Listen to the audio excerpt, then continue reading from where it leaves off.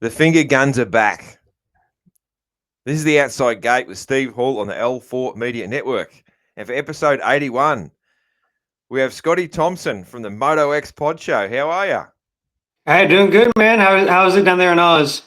It's good, man. Good. It's midnight on Friday night, man. So it's good. This worked out well to catch the old catch the Texas morning and an Aussie late evening on a Friday. I don't have to work tomorrow, at least. Well, I'm a dad, so I have to work every day, but I don't have to work. Yeah.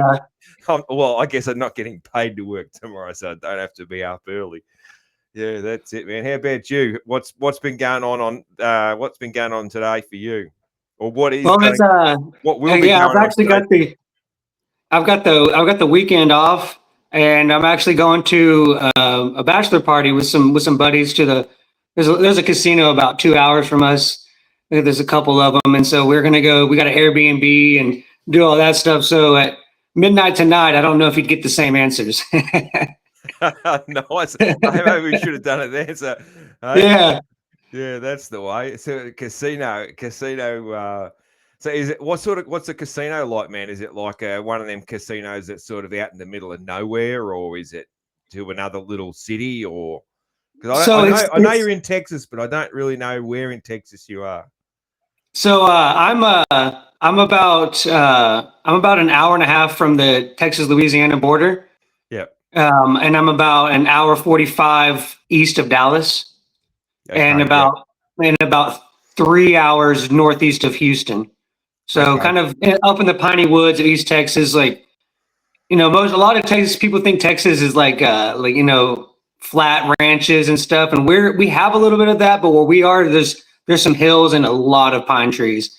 And so the way the casinos work, like right when you get over to the border in Louisiana, there's a town called Shreveport. It's a mid-sized city, and the way they do it, it's kind of a loophole. So there's a river. I don't remember which river it is that goes through it, but the technically the casino part of it is on a boat. So we call it going to the boats.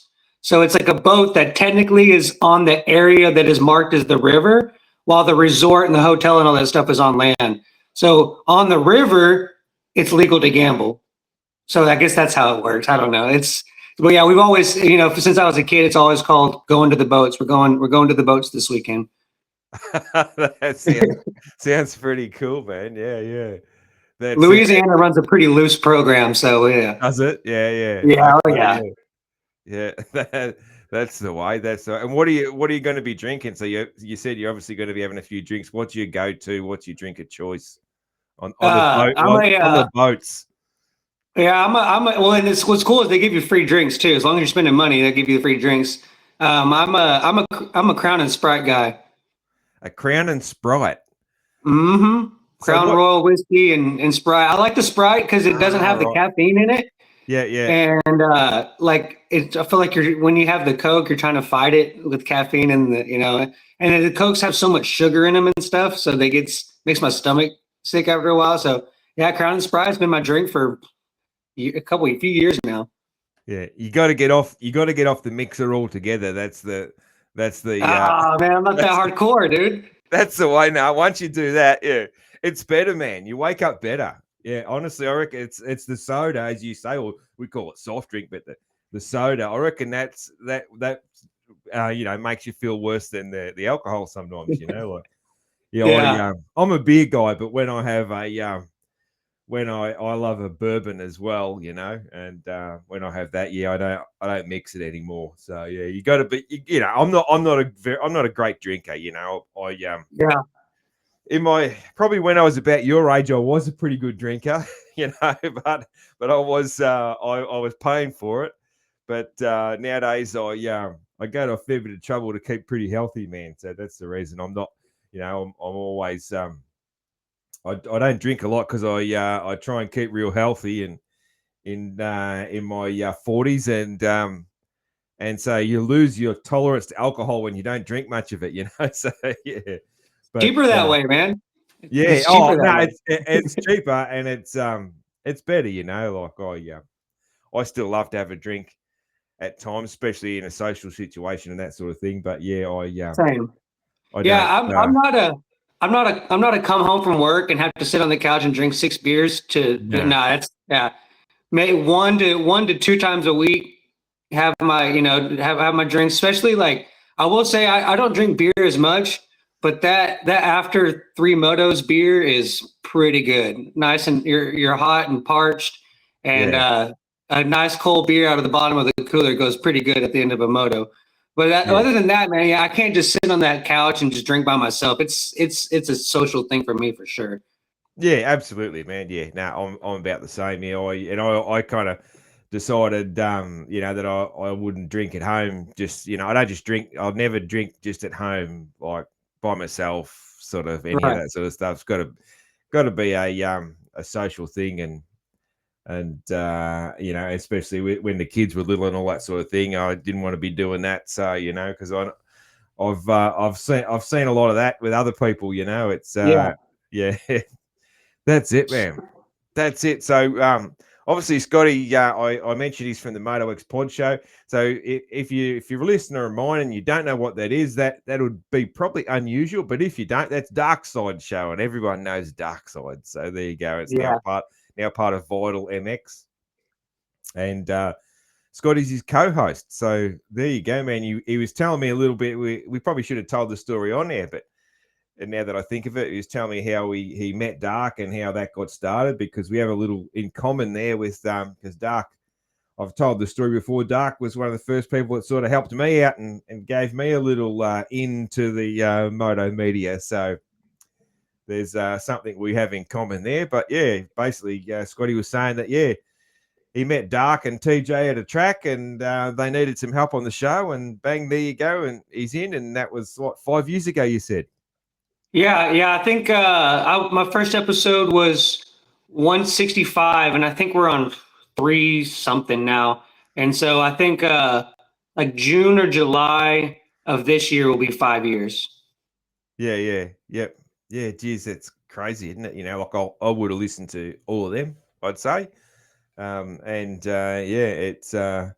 It's crazy. It's crazy to think that 2020 is 5 years ago, isn't it? Yeah, I know. Isn't that wild, man? When it's insane. Yeah. Yeah, it's funny. It's like, yeah, COVID was so 5 years ago now, it's It was, been man. past Yeah. history books. Yeah. It's crazy, even when you think, like if I'm writing articles or something and I'm thinking about a race or whatever, and you look and you'd be like, you know, you're thinking like, where's Anaheim? I can't find Anaheim in 2021, and then it all jogs your memory. And it's like, oh, that's right, it was Houston and all Yeah. this sort of stuff. And it's like, Yeah. wow, that was, it's that far back now. It's crazy. It really blows you away. Yeah, I was on the show last week. I think Darkside's interviewing somebody that did the motos, like Moto 2, 3, 4, all those. So Yeah. we were talking about that, and I went back this week and was watching the old Moto Inside the Outdoors that used to come on Fuel TV, Yeah. and those were like 2009, 10, 11, and it's like it seems like yesterday that I was watching those, and it's like, dude, some of the kids that are in the A class weren't even born when that came out. It's like, holy crap, that was a long time ago. That's when it freaks you out, when you see that, Yeah. when some of these kids that we're watching now, when they were born, that's just freaks you out. Yeah. Like Cole Davies, he's like 17, like, man. So I know. when was this? So what was he was like born in 2008. Like, what the hell is going on, Yeah. Yeah, we went to Arlington. We go to Arlington Supercross every year in Cowboy Stadium, AT&T Stadium, and a group of friends that we usually kind of get together for that.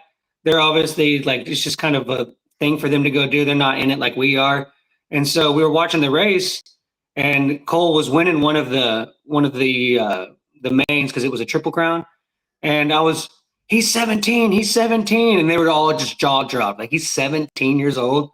It's like, yeah, it's crazy. Yeah, it is, man. Yeah, absolutely. Let's keep talking anyway about season 24, man. There's just few things I wanted to touch on about that, you know, before we dive into a bit more about yourself. Yeah. First thing I wanted to say, just just straight away, just best wishes to Ando, Jason Anderson. Like, you know, myself, you know, I'm a fan of his, like everyone, and we'd all sort of like to know exactly what's wrong, you know. But Yeah. obviously he's a private guy and he's been private about it. But just best wishes for him, you know. It's I just hope it's nothing too bad with him or his family or whatever it is, and hope it all works out for him, and that his health or his family's health is all good, and he's back soon. So just wanted to Yeah, it say was that. Yeah. you know, on Saturday they say that he's dropped from the race, he's not going to be here, and that it was a family matter. Mm. And then the press release said it more of like it was a health concern with himself. So it's a little confusing, but yeah, man. But I've always liked watching Ando, and I hope that. I mean, he said he was going to try to make it back for outdoors, so that's promising. Yeah. Um, I'm interested to see when more details come out, and hopefully somebody will get the scoop on it, and we'll figure it out. But yeah, you know, if they need their moment, that's, you know, we have to respect that and give it to him and let him figure his stuff out. But yeah, best Yeah. wishes. Hope all's good on his end. Yeah, absolutely. Yeah. Like a lot of people, you know, he's a dad and he's got a child and that sort of thing. And straight away you think, God damn, I hope that the child's fine and his wife's fine and all that sort of thing. And yeah, so it certainly makes you worry. But anyway, best wishes to him. And other big news this week, man, is Dino. What do you think of the Grandpa Earl video? Dude, I love Grandpa Earl. Like, that is classic. Like, Yeah. I mean, it doesn't get better than that. It's what we're doing. You know, we're not NFL, we're not Hollywood, we're not these big things. So to get something that quality is pretty special. Yeah, I thought it was cool, man. Yeah, I can't get enough of it. I still remember that the very first Grandpa Earl video. You know, because that was the one where it was, you know, it's really surprising everyone, and like people had no idea who he was, and that was it was so good. But yeah, that was cool, man. And good to see Dino. You know, jump back in on a factory Honda, Yeah. man. I'm a little bit worried about how he's going to go because you know, like she's, you know, the field's depleted a little bit, but it's still pretty hot field there, man, you know, and she's stacked, still stacked, even with the people who are out. And I just hope that he, you know, gets some good results. And you know, I liken it a little bit to like Christian Craig sort of jumping back Mhm. in, and you know, a lot of people had expectations maybe a little bit high for him. He's kind of doing sort of how I thought he would do, just because I think the pace is you know, just in the last year, I think the pace has elevated. That jet factor has kind of, you know, like I think Mhm. this is the fastest coupe we've ever seen. This is the fastest chase we've ever seen, and everybody's a little bit faster than they've ever been before because they've had to get faster Yeah. to challenge Jet. And I think there's a real elevation in the whole field this year. So Dino might get a little bit of a shock at qualifying, but he's got the experience, so Yeah. he'll be all right. And I guess the main thing for him is just it's good PR, good experience. He's a fun guy. He'll do vlogs. He'll get him exposure, all that sort of thing. He's a fan favorite, so it should work out pretty good for Honda. Yeah, I think so. I think that he's a good fit for that. Like I said, you know, he has the YouTube and all that, and he gets the following. So whether or not, I mean, obviously, I don't think the expectations would be to him podium or top five. But I think that him being out there and just having a Honda bike, and obviously they'll talk about it on the broadcast. It's Dean Wilson, you know, past champion, all that stuff. He has the accolades to kind of back it up. And I think that, you know, the last couple of years of Dino's stuff, you know, was a little bit lackluster, for, you know, lack of a better word. Um, I think he was just kind of bogged down, and you know, he's been plagued by the worst injuries, and I know Mm. he nags and like the one where he got the bike kind of hit him in the Hit him where in the the sun don't ass. shine, Yeah, like that's just the it. stuff Yeah, like that, man. Like yeah, he's dealt with so much, and I think that he was a little bogged down. And now, when all these guys retire now, right? Like they retire, and then next thing you know, 6 months later they're riding again. yeah, Um, I think that doing the WSX stuff and then doing the series that he just did in was it the German or whatever little Supercross series he did over there in yeah. Europe. I British, I think think. that was It was the what it was was it? the British. It was the British. British. Okay, Yeah, yeah. yeah, I think that's going to be a breath of fresh air for him. And I would like to say that was going to give him some confidence and pull him out of that bog that you mentioned, Christian Craig. I think he's kind of in the same thing. He yeah, won his 250 title, and which he deserved, and then go to the 450, and it just it adds up. Those blisters and calluses add up of day in day out riding and not getting top fives and podiums. And I think that kind of plays on him mentally. So I would like to see Dino having a fresh outlook and coming into this thing hot and see what he can do.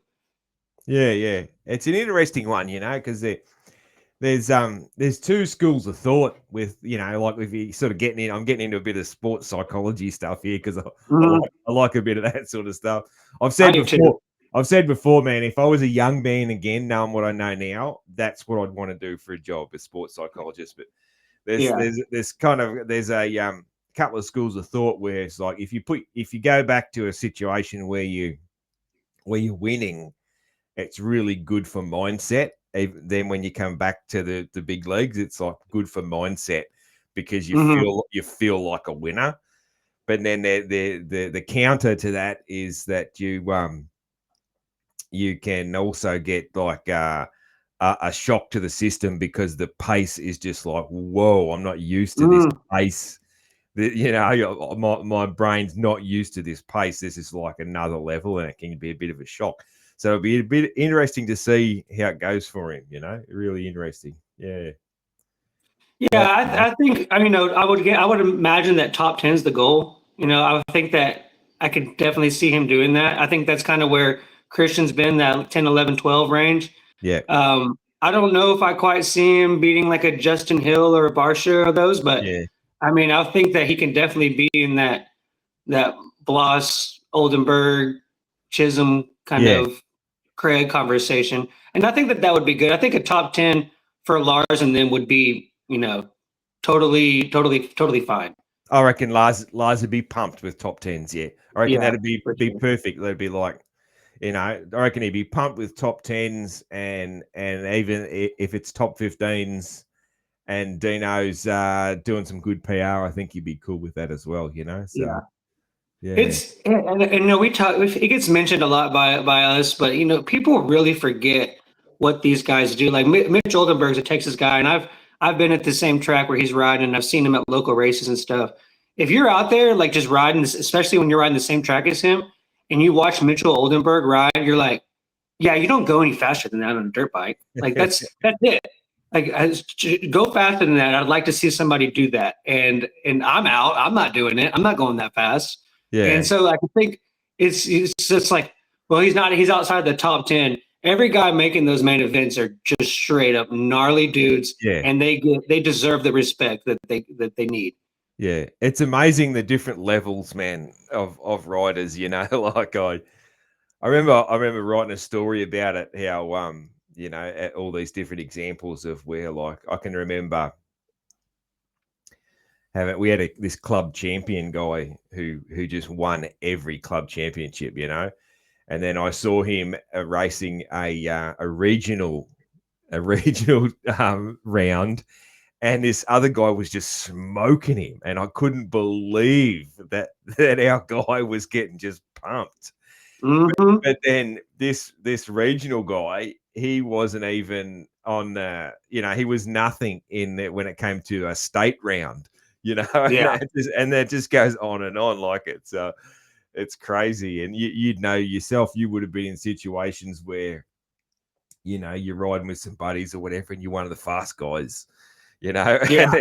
and then you've raced somewhere and you just suck you know, Yeah. because it's crazy how that works, and just the different levels, and what's possible when you see a Yeah. really world class guy up close, or you ride on a track, or a trail, because I Mhm. get into a bit of off road, or I used to, or I still do a little bit, with someone who's world class, man. It blows your mind, you know.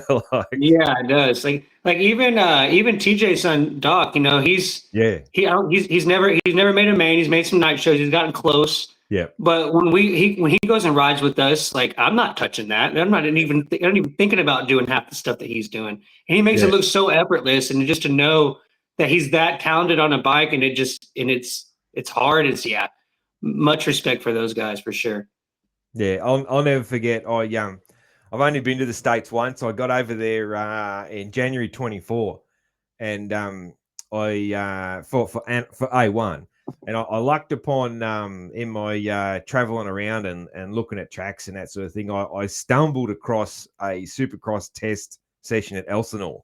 I was just lucky, man. I was there at the right time, because it was it was just, like it was like Factory Cowie, Pro Circuit, Bar X, and the Hill Brothers. Like, it was pretty cool, man. And so you're standing there at the Elsinore practice track, like real close to those guys, and the fastest guy, like Jason Anderson was there. He'd just come he was just second to Jet at A1, Mhm. and watching him go around there, and it just wasn't real, man, because it's so different when you're Yeah. up close on the same level, When you're watching them go through whoop sections, and Yeah, you can feel the vibrations in your feet yeah. of them coming through, and the sounds, like it's almost kind of stressful. Like it's a lot to take in. Like that, It's those just, bikes sound like it's scary. It is yeah, very, very intense. yeah. It just doesn't even look possible that they're getting traction, and that from such in such a small gap, that they're so fast. The little Mhm. transitions, and that, that it's crazy. It's almost it makes me think, if like when the little kids playing with the toy the toy bikes, and they're Yeah, just that was going me. flat out, like, yeah, it almost looks like that. That's how fast it is, like, Yeah, it's not real. It's like, so there's someone's just it's like a simulation, and there's a little kid holding on to that and just going "Bop, bop, bop, bop, bop, bop," yeah, yeah. It's not a real person on that bike. It's a crazy thing, man. And speaking of yeah. Cowie, man, do you reckon they might do a fill-in? Have you thought about that at all? No, I just saw the Anderson news last night, I believe. So I haven't really had a chance to think about it too much. Mm. But I mean, I was kind of interested in how long it took Honda to kind of finally decide that they were going to do the Dino thing. I Yeah, know his schedule and stuff had a lot to do with that, but at this point, it's like, do their sponsors require them to have stuff? I don't know. Um, who would you pull up? I don't know. Again, it's like well, I remember when the Honda spot came up, everybody's like, give Justin Hill a chance, give Justin Hill a chance. And it's like, well, we had Justin Hill on the show, and he doesn't want to leave what he has. He's yeah, happy where he is. Like yeah. these guys that are caliber are the fast enough to be able to fill in the shoes, the size of the shoes that the factory spot is. I don't think that they're wanting to just give up and leave their situation for 5 rounds. So that's a very interesting question, and it seems like back in the day, like there was always a fill-in rider, but now they don't really have to as much. And yeah, I don't know. I don't know who my pick would be. I don't. Maybe pull in like a 250 guy from the opposite coast, one of the more seasoned guys, and let Mm. them do a couple. That would be the only one that really made sense to me, honestly. Yeah, yeah. It's I was having a bit of a look and a bit of a think about it, and like you always sort of think of Tickle. Tickle did an outdoors last year. I think it was Red Butt. I think he did last year. Is that right? I Yeah, think that's right. Yeah. you're pretty good. And yeah. So who knows? Like Tick maybe, but like it's probably different to jump in when you're not. He test rides, but still, like it's probably different to jump into an outdoor than to jump into a soupy. That's That's a my thought. Yeah. bit more intense. And then probably you're looking through the 450s, like the next as far as results and the right brand and all that, the next option would be Mitchell Harrison if Power MX let him do that, which they probably would. I would think those sort of teams usually are happy for their guy to get a shot at something like that. And he's on a Cowie, and he's sort of the next guy in line that's on a Cowie already. So who knows? He's been a factory rider in the past for several teams. So in his 250 days. You have to call AC. Sorry, AC, your days in the booth are over, man. We need you back. Yeah, that's the other thing. Yeah, that's the one everyone would love to see. Is like, AC, how you feeling? How you feeling, dude? Like, how's those? I think that'd be a hard no on his end. Yeah.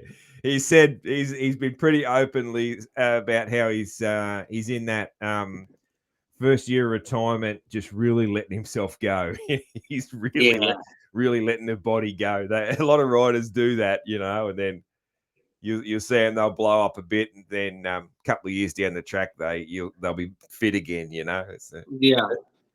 Most riders probably do that. Then you get ones that are like Dungey, who are just like looks exactly the same still as when he was riding. He's probably fitter, when he was riding. So you get that season that he came back, 22, I believe, which was probably one of the best outdoor seasons we've ever had with the Chase and Tomac battles. Yeah, he did that blew my. I was watching him a lot during those. That blew my mind. How he was going. And it's kind of crazy when you think about it. Like, if he'd come back the next year, I know the next year was the Jets' undefeated season, but I think he would have been a third in a lot of those in 23. But 22 just happened to be a little deeper field, and he was kind of more in that 4, 5, 6 range. But I think that if he had done that in 23, we would have seen a lot of thirds from Dungey. Yeah.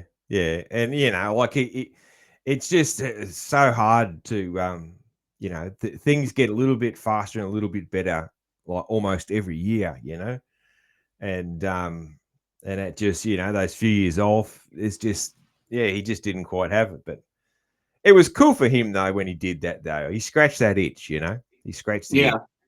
That's something that he needed to do, and it was cool for his fans to see and that sort of thing. So that's the way. Yeah, cool, man, cool. Bit of 250 stuff, maybe.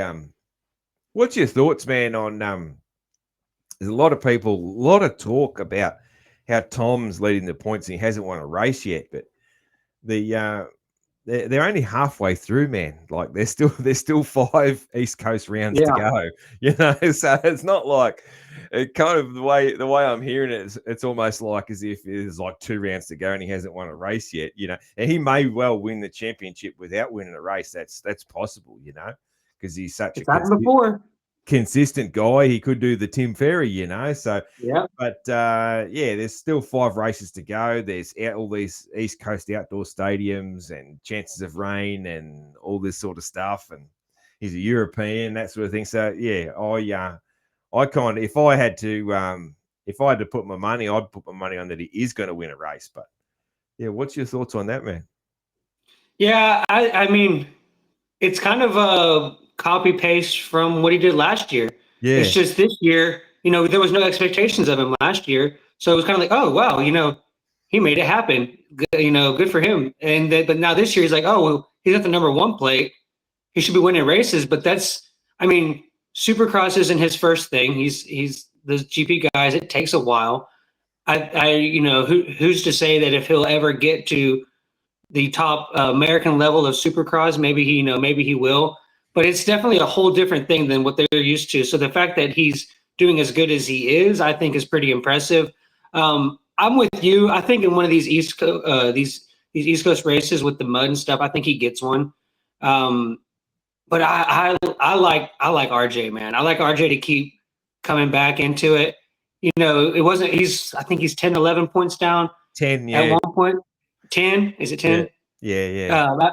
At one point, he was 24 down, and they're like, RJ, do you still have a chance in this? And he's like, oh, yeah. And then, here we are, not even halfway through the championship, and he's 10 back. So I would like to see him come back and get another championship before he moves to 450s. But I would not be surprised at all if Bial just model the consistency, maybe picks up a win in like a Foxborough or a Philly, whichever one is kind of muddy. I could totally see that happening.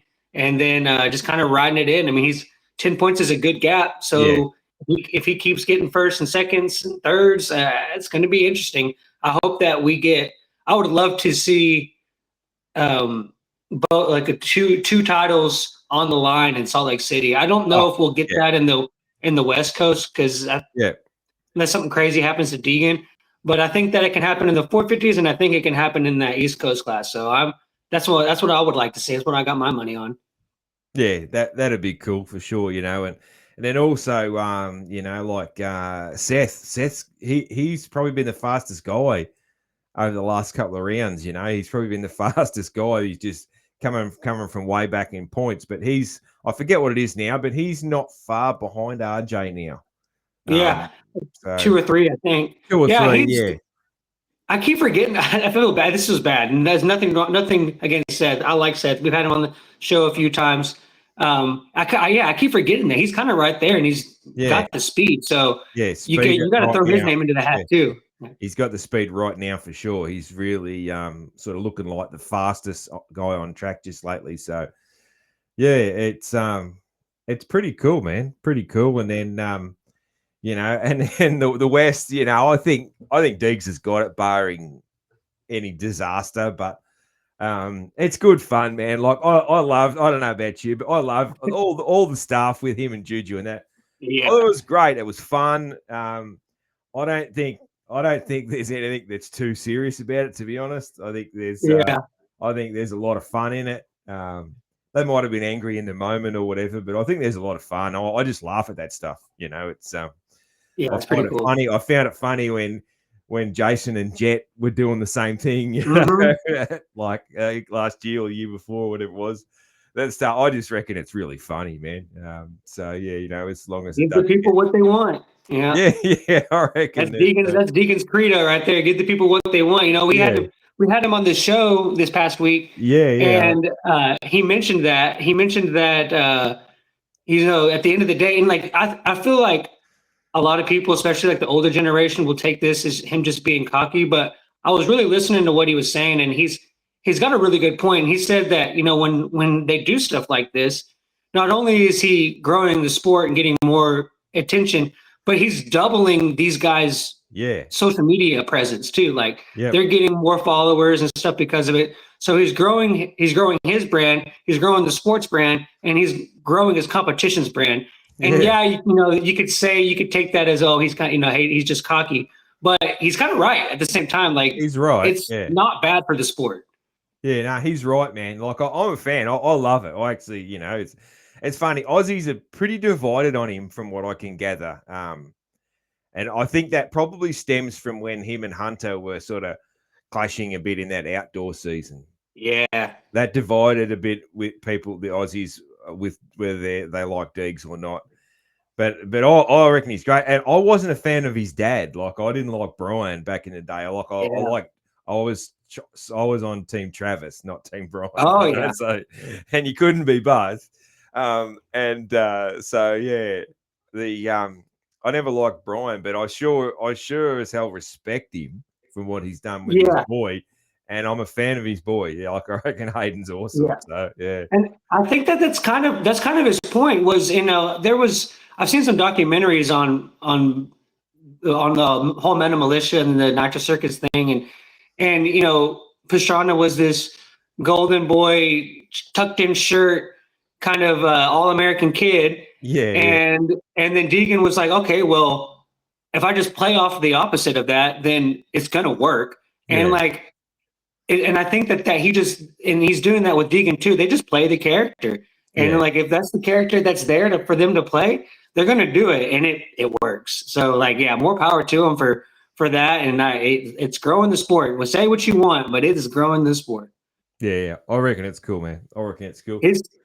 A couple of times at the races, like I've gone with Darkside to do some press stuff at Arlington, and we did the SMX last year. Dude, the line for his autograph thing is insane. Like you can't even, like, you avoid it. Like you go around the Yeah. Yamaha thing, because it is just a, moths to a like a light. It is crazy how many people are around there, and you just, yeah, it's working. Yeah, absolutely. Yeah, I've heard about the line. It is. It's I remember. insane. Yeah, like when I was at A1, he wasn't there because that was the year where he had to do East Coast. Mhm. And but I remember the lineup in the crowd at Honda for Jet was just crazy. And my mate Kyle that I was there with, I said, like, this is probably like what Deegan's would have been like. And he was like, oh nah, because he'd been to other races, and he was like, nah, if this was Deegan's, like we wouldn't even be able to walk through here. We'd have to go the other way, Yep. like it's yeah. Yep. We Yeah. walked by one time. I saw the little sign. It said autographs at like 3:15 or whatever it was. And it was like 11:30 in the morning. And then, we're almost 4 hours away from when he's actually going to sign autographs. And there was already 100 people sitting over there. It did with like I bought my Supercross ticket. I brought my Monster can or bought my Fan Fest ticket or whatever I did. And I'm just going to sit on this parking lot for 4 hours to get a Deegan autograph. Like, that's my day. And I was like, it just blew my mind. Like, they're there, man. The Deeks fans are there. Yeah, it's crazy, isn't it? Like it. I've never been a big sort of autograph guy or anything like that. So Yeah. I just like there's not many things that I would line up that long for. Like I just sort of for a signature and to meet and all that. But I suppose maybe when I was a kid I would have wanted to. Maybe I don't know. But yeah, it's a funny thing, but it's. No matter what, like you say, it's good for the sport, man. Yeah. Yeah. I can't sit around that long and just wait for something. Like, no, like Yeah. there's too many other things to do. We went to, I don't really get press stuff anymore. They've changed the rules on a lot of that. And I'm technically, even though I'm part of the MotoXpod, I'm not really of like a Vital employee.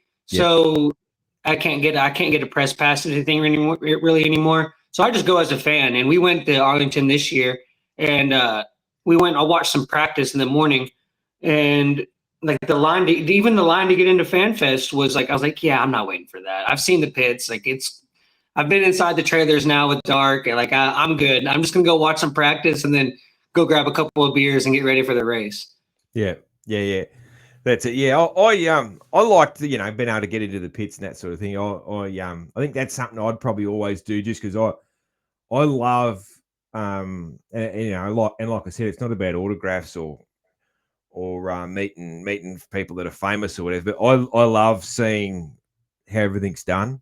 I love seeing I love watching mechanics doing their thing and seeing what sort of tools the truck's got and how everything works. I'm really interested in that sort of thing. I'm fascinated, but like I could just stand watching. Sometimes, and I've asked, like I've got some friends who are mechanics that was like, is it weird when guys like me just fucking watch your work? Like because it's but they're drooling and stuff. Yeah. They're used to it. They're used to people watching your work, so it's just sort of normal. They don't even know you're there. They don't even know you're there.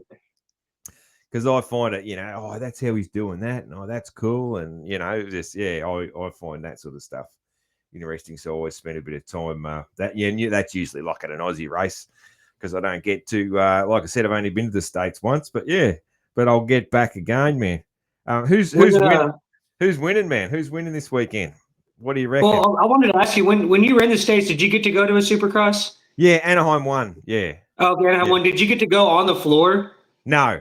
I didn't get to go on the floor. No, dude. Like I did that in Glendale a couple years ago, and I'd never been down on the floor before. And it's like, a TV is one perspective, in the stands is another perspective.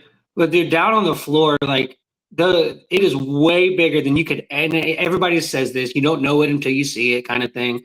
But it is astounding how big the berms, the jumps, the peaks. Like I'm out. I'm not doing it. I'll watch it all day long, but it is insane when you're down on the floor. And I'm not a very tall guy. I'm like 5'7", 5'8", and it's just you're just looking straight up at these, just a corner, or like even like the 3-footers or whatever they are. Like, I'm not hitting that. It's crazy. It's crazy the perspective change. Yeah, I've heard this, and yeah, I like to think, no, I'm going to say I'm going to see that one day. Positive thinking. Yeah, you will. I'll see that one day. So yeah, that's Oh, yeah. What was your question? I'm sorry. I kind of jumped back a little bit. nah, it's all good, man. Just who's your winners this weekend, man?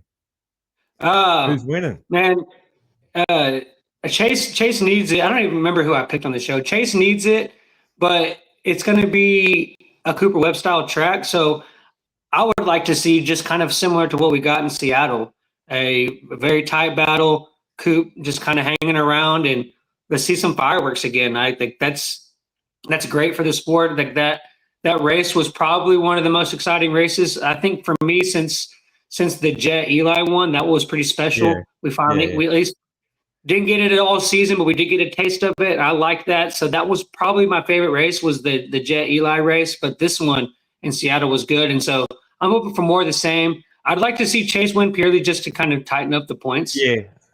But you like Coop comes on the show a lot. Like Coop, he's one of my favorite interviews. You don't mess with that guy, dude. Yeah. I'm kind of the same there, man. Like I want Coop to win the championship. I like Coop, but then it'd be good for Chase to win the next couple of races and tighten it right up, man. Like imagine that's because I want Coop to win, but I want him to have to win it in the last race.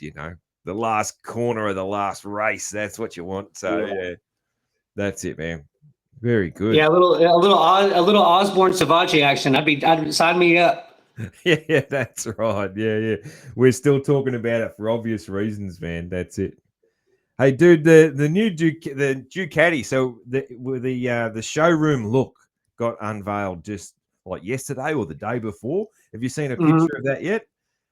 Yeah, I went to their website, and I thought the website was pretty cool. They had pictures of the new one, and they had like a little thing where you could listen to the sound of it. And like I'm assuming Corolla, that's Corolla riding it, and you kind of hear it rip, and like the way the new valve system that they have on it, and the way it idles and all that it's interesting, man. I like that they're coming in and innovating. Ducati is a massive brand, and for them to come in with the prowess that they have, I think is very special.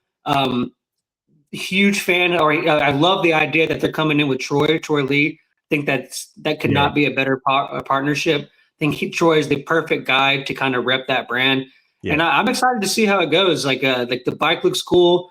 Definitely out of my price range. Maybe in 10 years when there's like some used ones out there, then we'll talk. But I'd be interested to see how it changes the other manufacturers. And KTM did it a little bit where they kind of, I feel like all the Japanese manufacturers got a little bit stagnant, but it's like everybody's kind of doing the same thing. And then KTM kind of came in and they finally got there, and now they had their dominant run, and it made Yamaha step up their game, and Kawasaki's trying different things. And I love that Ducati's going to come in and hopefully challenge the other manufacturers to have to step up their game and kind of think outside the box a little bit.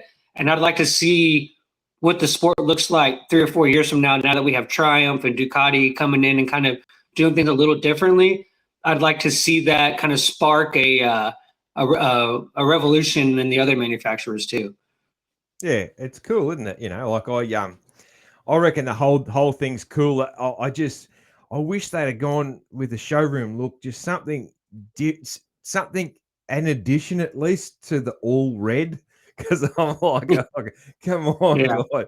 I know that's there is Ducati's as red as Honda is red with as far as the street bikes go. So we knew we were going to be red, but could they have gone with like red and silver, or I don't know, just something red and black, more black, just something different to just like it's all red with white stickers. It's just like that's like exactly like a Honda. I feel like I've seen this before. Yeah. And then gas. Yeah. All red, white stickers. Like, at least like Beta has got the blue, they got the red and the blue. So it's different, So it's a hard one. Like, what are they going to do with the little coloured squares on the broadcast? Now, Yeah. what are they going to do there? I think about that too. Is that always, it's such a minute detail, and I'm thinking about like the little colors. Like, well, how are you gonna do that? Like red and black, or red and I don't know. What do you do? Yeah, I think they got to go. I've thought about it. I think they got to go to the little logos, the little manufacturer logos. Like the Honda H, the Cowie K, the tuning fork sign for Yamaha, the Suzuki S. They got to sort of do something like that. I think. I think so too. Yeah. Which is hard to see when you're watching it on your phone or something, but like I think people who are watching it if you're watching it on a small screen, every bike and every rider's name, what's going on. You're a mad fan. If it's on a big TV and a newer fan that wants to know the brand of the bike, well, then they'd be able to read that, I guess. So I think something like that'd work. Yeah, cool, man. But at the same time, it's like I'm sitting here thinking, like, what? I mean, like, yeah, red's their brand on their street bikes. Like, what color would they do? Like, it's you can't just completely go off the script and just do something like a teal or something like that, because then that defeats the whole branding purpose. But yeah, I would like to see, it's the primary colors, and there's not much different. Like, that's what I love about Logan Carnell's bike, is like, that's his bike. Yeah, because it's completely different. Yeah, it's cool. It's cool. Yeah, like I reckon if I was doing the Ducati, I would have gone I would have had a lot of black with the bright red bits, because that'd be different. Maybe they'll do some color wave stuff and do some different things. Troy's bikes will look awesome. Like whatever he does, they'll look awesome. Like they'll be the best looking bikes out there for sure, because that's his thing. But and I'm so with the price on the Ducati, man, like, because obviously our dollar's different to yours, so it's hard for me to get my head around. So how much more is that than like a Japanese 450? Well, I was looking at it said that it was starting at when I was looking at the website, it said it was starting at like 11.5 or 11.6, which is a little bit lower than I expected. I think that's about what a KTM is. I don't even look at new bike prices. I've never, I think the only new bike I've ever had was a KX65 in like 01. I've always just kind of gotten used bikes. Like my bike now is a 2017 KTM 450. So yeah, I kind of just stay in that whatever year range is I can get for that $4,000 to $5,000 range. That's kind of where my bikes have been in the past. Okay, But yeah, I think that it was crazy because after COVID, the bike scene blew up, and bikes were everywhere, and like they just manufactured them like crazy, and they were selling. But now they kind of backlashed, and I saw some dealerships that were getting they were 2024 Cowies for like $550, $6,000, like out the door. Yeah. And so, so they were just trying to get rid of them. Yeah. But I think that's it's probably, I think a brand new Cowie or Yamaha is in that 9 to 10 and a half range. So when I saw that price on the Ducati, I was actually surprised. I thought it was going to be a lot bigger of a gap, but I think that's relatively close. But they did have the key thing of it said starting at 11.6. So I don't know what starting at means, but I'd have to look into it a little further to see what that really means. Okay, yeah, because you guys have your ticketed price isn't your out the door price, which is that's all, because that's what, like here, if there's a bike on the showroom here with a price on it, like for a motocross bike, that's the price of the bike, like out the door. What's on the side? Nice. Yeah. The only time if you were buying like an EXC and you were getting it registered, for road registered, it would be the price plus ORC, so on road costs, which is your government charges, your registration fees and stuff, and everyone sort of knows roughly what that is anyway, you know. But yeah, for a motocross bike, that's the price. So yeah, it's odd how you guys, you know, like you go and that's the price. Then no, hang on, there's this these charges as well. It's it'd be weird to budget for things with that, man. It's very, very strange. Yeah, it's interesting how it works. It's like a phantom tax thing, but you know, and I would love to have a brand new motorcycle. Obviously, like that'd be cool. But like I almost did it once. Almost when the 2019 Cowies came out, they had done everything that I'd ever wanted. And I grew up riding Cowies, so I'd always kind of had a soft spot there. When they went to the air forks there for a while, I think they struggled with a lot of those, and I didn't really want one of those year models. But when the 19s came out, I was like, I want one of those bikes. So I went to go get one, but I didn't have the credit to get finance for it. Yeah. And which in hindsight, I'm kind of glad I did, because the thing with those, with the way the market is, I don't know if it's the same way for you guys in Aussie, but it's here is, you know, if I go in there and I buy that bike for whatever, $11,000 brand new, as soon as I push it out of the showroom and I load it in the truck, most I'm getting for it's 8.5 or 9. You know, I could not even have started it yet, and I just lost $2,000, like just like that. So Same like here. to me, it's just not worth it to get a new bike. I would rather have, like, what I look for when I'm looking for bikes is and that's what I got with my KTM. It was like 3.5 years old when I got it. It had been owned by 2 older guys, and the first guy put every single thing that you could think of to put on it. He had it tuned. It had the ECU mods. It had all the anodized products. It had the Recluse automatic clutch. It had the zirconia sprockets. It had, everything that you could do to it. All of the levers and anything that you would want on a bike. So I look for those. That's the deals I look for. Is something that's been maintained, vet ridden, and then and with all the bells and whistles on it, rather than having to buy a brand new bike. I walked out of the door, I lost $2,000, and then I got to put another $2,000 in it to get it to where all the bars and stuff that I want to be comfortable anyways. Yeah. I've only ever had one brand new bike. So, and it's one of the ones I've still got. So it's like, that was a 2012. So that was brand new. What is it? That was a 2012 KX250. So that was it's the only brand new one I've ever bought, and I'll never sell it because of that reason. I bought a couple of brand new kids bikes when my kids were little, but kids bikes are cheap. But yeah, I'm usually the same, man. I'll look for something that's, you know, just a late model bike that's in good condition. You know, it's harder here because there's not as many bikes, not as many riders. You know, so it can be a bit harder. But you look around, you know, like my main squeeze now is a 19 YZ250F, and love it. It's awesome, and it was I bought it off it was raced by a junior. Hadn't done much work. Like his uncle was doing his working on it and doing a really good job, and I knew a guy that knew his uncle, and so it was one of those things. So I bought that, and it was really good. And also, you can tell you get an eye after many years.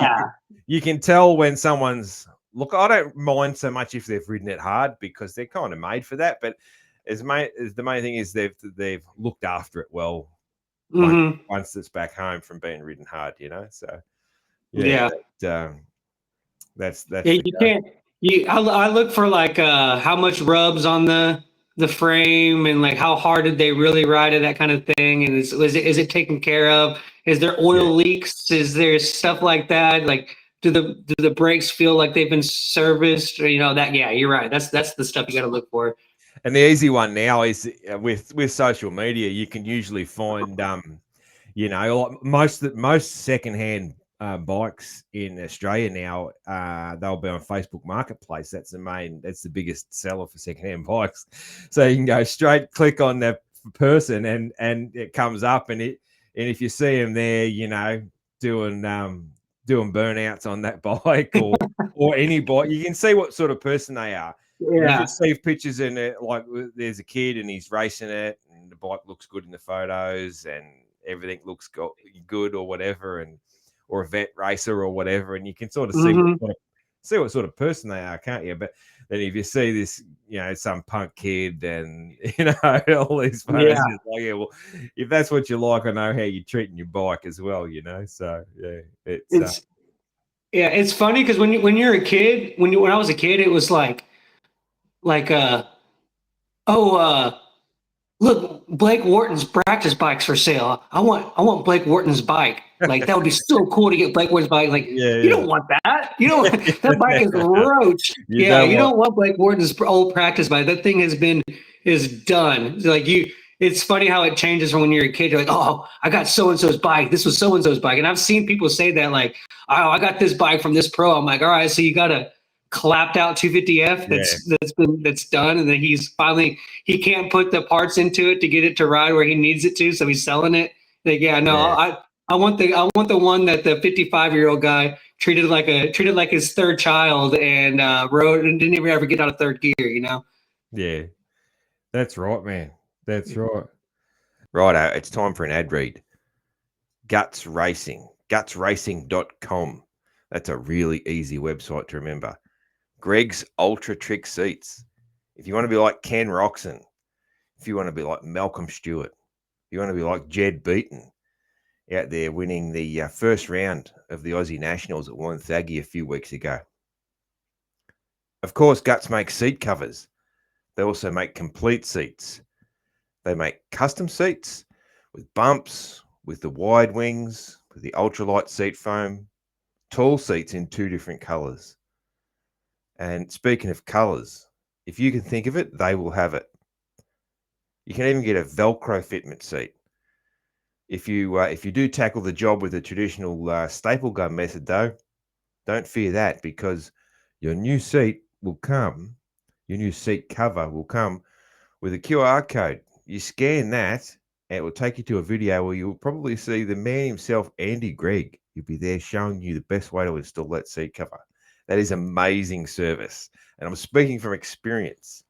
I have used that QR code when I fit the seat cover to my YZ recently.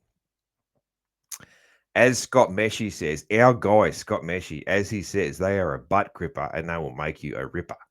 Get around it.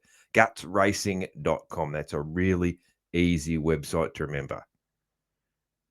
All right, let's get back to Scotty and see what else we're going to bench race about. Cheers, dude. We might get into my favorite question of every show, man, which is always like to ask people about when did the motorcycling bug bite you, man? So what was that first thing? You saw a mini bike, you rode your mates, or you got one under the Christmas tree, or when did it first sort of start for you? It was pretty early, man. So I used to ride with my dad. My dad got into it because one of his buddies was racing in high school, and his buddy was actually won some. They had they used to have like a North American, like it was a Mexico, U.S. and Canada street bike racing, like in the 80s and 90s. They had like a championship, and he won that a couple of times racing street bikes. And he just grew up on two wheels, and so he had some buddies that rode into it. And my dad just put it around. He never took it too serious. Never really tried to race too much. It was just something that we did. And I guess I couldn't tell you when it hit because I mean I've always been around it, and I think that I was just hooked immediately. Like I'm pretty sure that the what was said was, well, when you can ride a bike without training wheels, a bicycle without training wheels, you can get a dirt bike. So my mom always tells me that when I was like 2, almost 3, I had a little bicycle with training wheels on it, but the family friends were bigger kids, and they would stand on the training wheels and like ride, like have their hands on my shoulder, and we would ride around. And she said that ended up bending the training wheels. So even though I still had training wheels on my bike when I was like 2 or something, I wasn't even using them because they were all bent up. Yeah. So I think I got my first bike. I was just about to turn 4. And it's, you have those little flashes of memories from when you're a kid.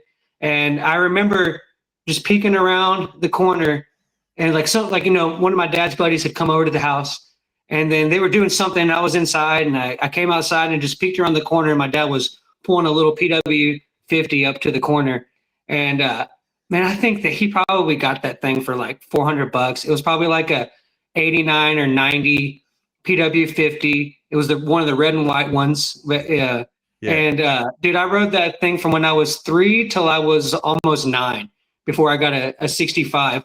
And what's crazy is they used to do insurance a lot different back in the day, and we actually had our dirt bike stolen. My dad had a 1995 CR125, and I had that 89 PW50. Well, the way that they did the insurance is they replaced it at whatever the current value for the newest year model was. So off of the insurance check from those two bikes, we bought a brand new KX65, a brand new PW50, and my dad got a used KX250, all from the insurance money. And that doesn't happen anymore. I know that for sure. Yeah. But what I was getting at is that the PW50 that we bought off the showroom floor, never been rode, dude, that's not one day in its life did that brand new PW50 ever run as good as that old one we had.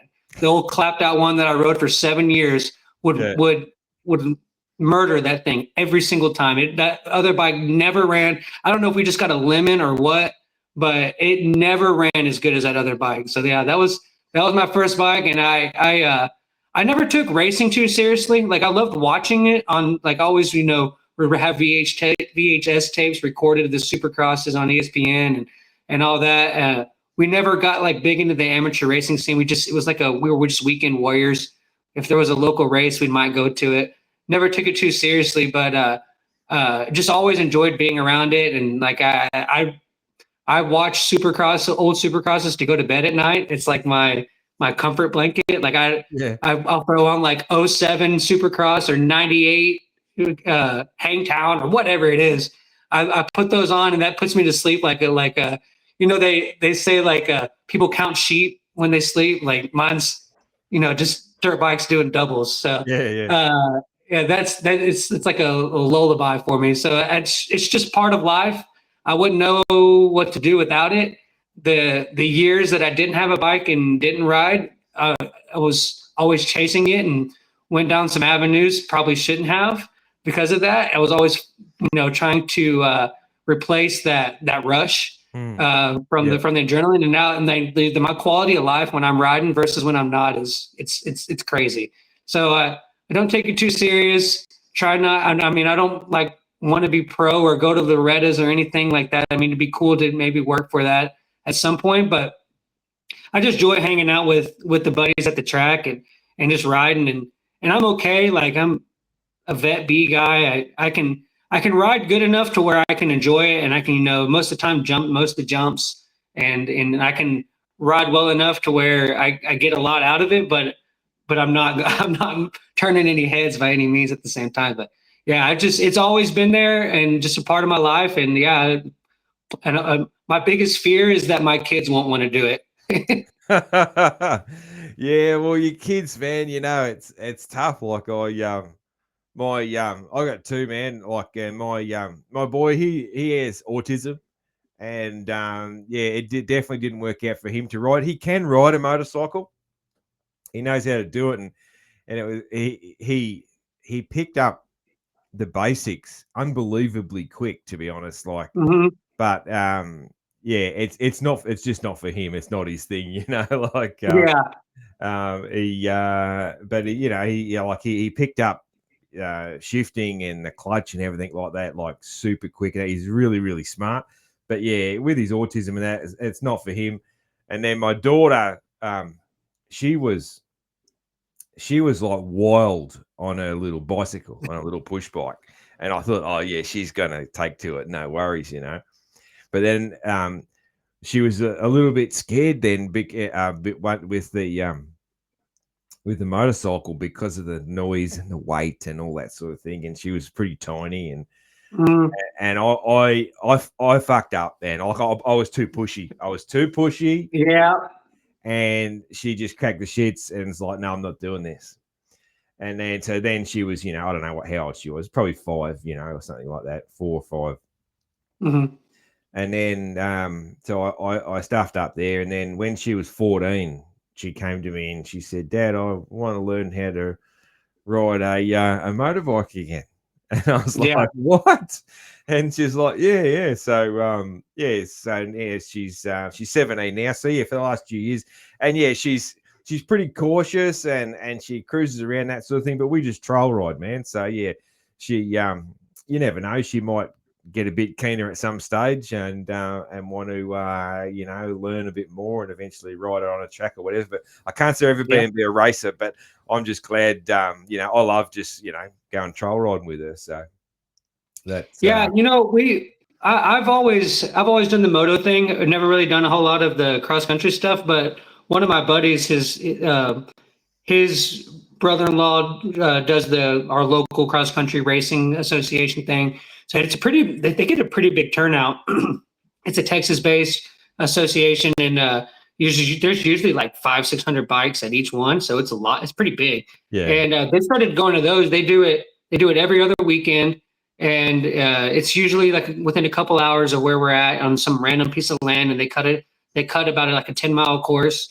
And man, even if I decide not to race, like I can go out there on Saturday, like I pay like $20 to get my truck in for the weekend, and then it's like $10 to have a bike.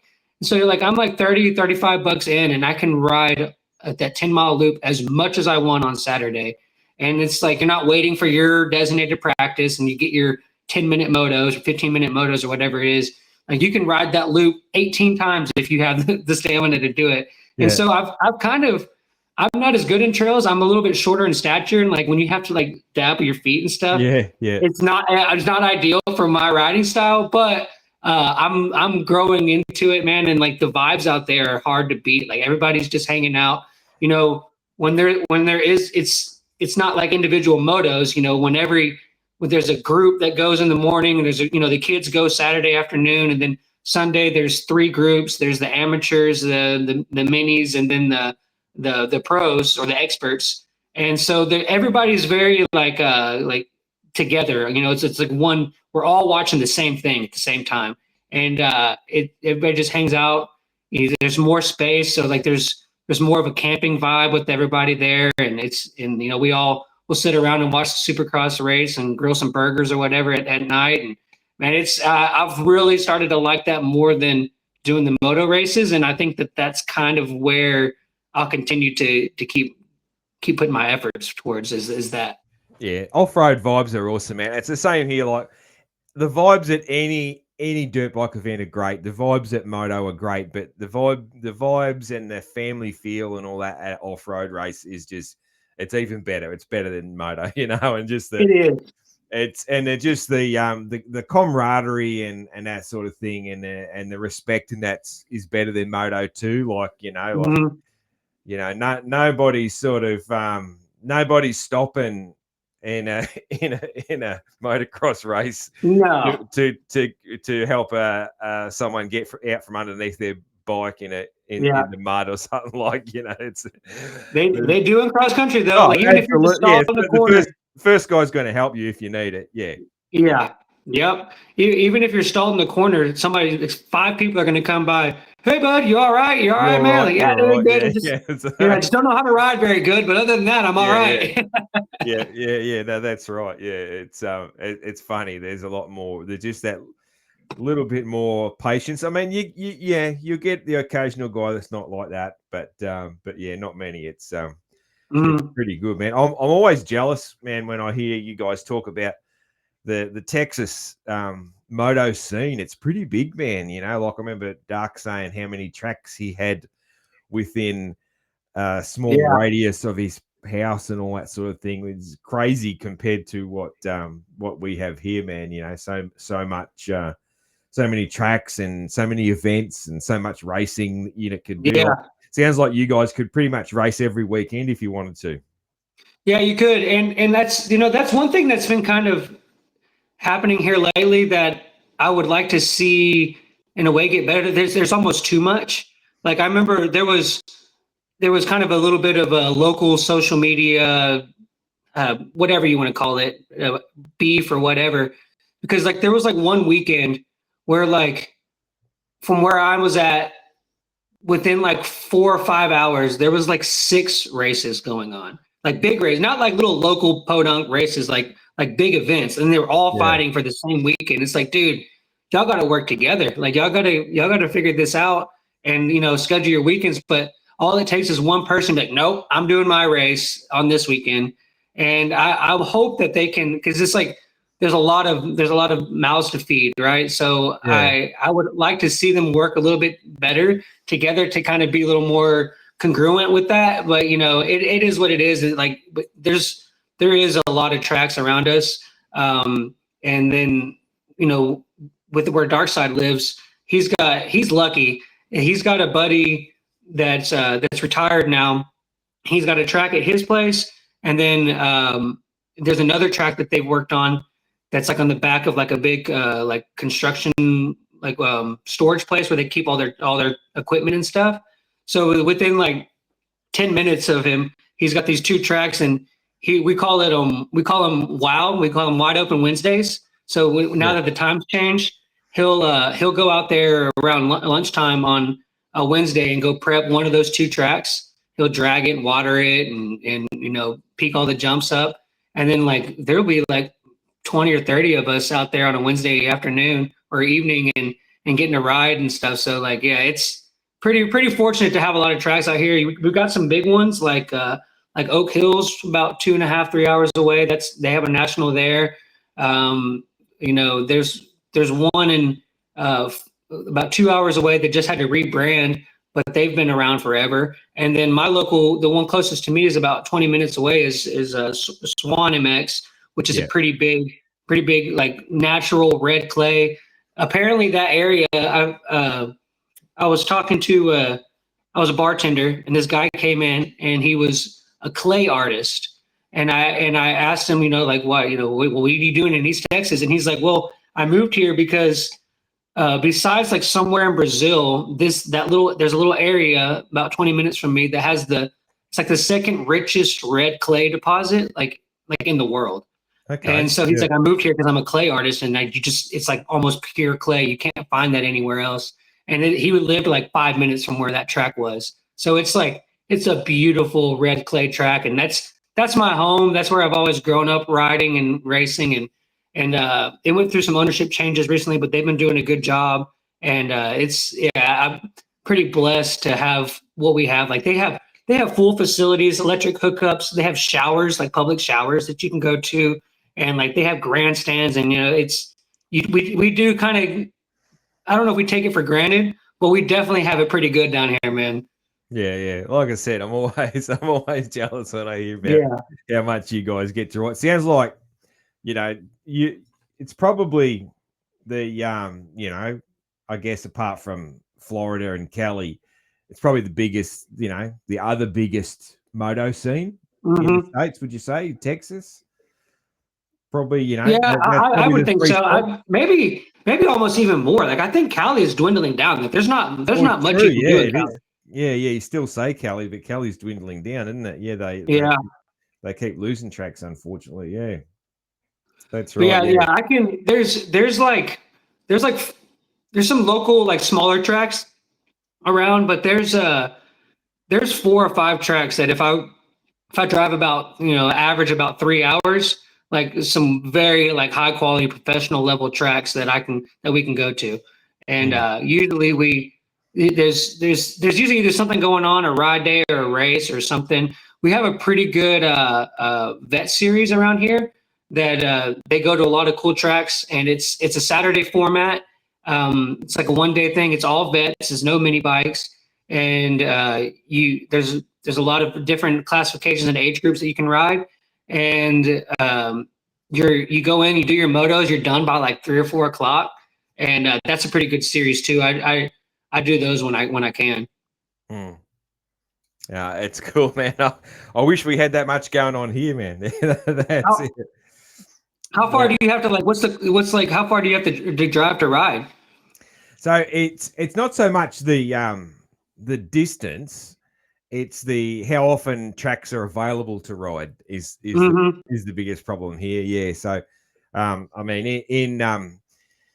in Melbourne, there's 3 public tracks that open fairly often, but I'm like, I'm like 3.5 hours away from them.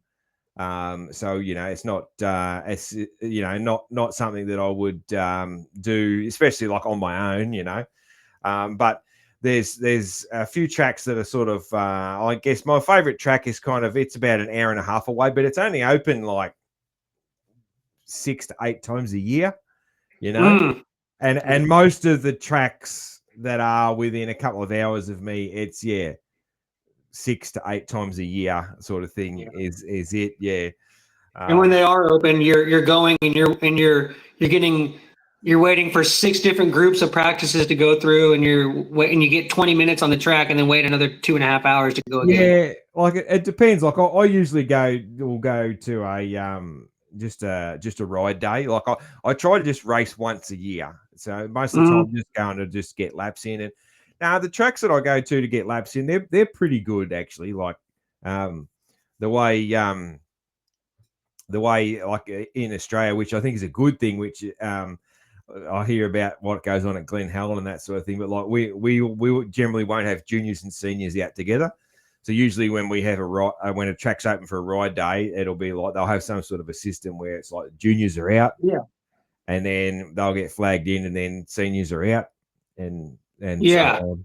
Yeah, it blows my mind that they do that in Glen Helen, because they always talk about that, but in Texas we don't do that either. Like Yeah. you'd have to be at a pretty small get Oh, together to be on the same track with little bikes. Like yeah. if it's any kind of big turnout, it's organized practice, and you're with your skill level. Yeah, yeah. So we'll just most places will just have junior and senior, and then they'll have, and most places will have like a peewee track for the little tykes, Mhm. they'll have their own little track, but then like 65s and 85s and probably younger kids on like 125s maybe that the younger ones they'll have their own session, and then everyone else have a session. And if it's a big turnout, like there's one track, probably one of our most popular country motocross tracks that's a ride park. They actually have a good system. They've actually got traffic lights. They got these traffic lights up. Really? Yeah, yeah, and you can see them real easy across the pits. And it's I can't remember what it is, but it's like red. Red is fast seniors, amber is slow seniors, green is juniors. Oh, And okay. if that light's flashing, then that's what session's on. Like it's Oh, that's pretty, cool. it's a pretty cool setup, yeah. And so they have, because pro guys will go there to do some laps, like amateur pro guys. So if you're a guy like me, you don't want to be out there with those guys, So Yeah, no. you'll do the slower seniors session. Mhm. And if you're a guy that's, if you're like a B grade guy, you can do both sessions if you want. It's just Yeah. that's more just for your own comfort sort of thing, and so you're not having too many guys jumping over your head. But yeah, Yeah, that's kind of where I'm at. Like when I go out with the fast guys, I'm like, those are the other bikes. Like, what are you doing? But then when I go out with the novice or C, or the slower group, then like I'm that guy to them. Like yeah, I'm too fast for that group. So I'm kind of in that weird little island of misfit toys kind of thing, where it's like I'm too fast to kind of be in this group, but I'm not fast enough to like be doing all this stuff that these pros are doing. So I'm pretty good at. I'd rather just go with the fast guys, because I know that they're going to go around me, and I just hold my line and it's yeah, fine.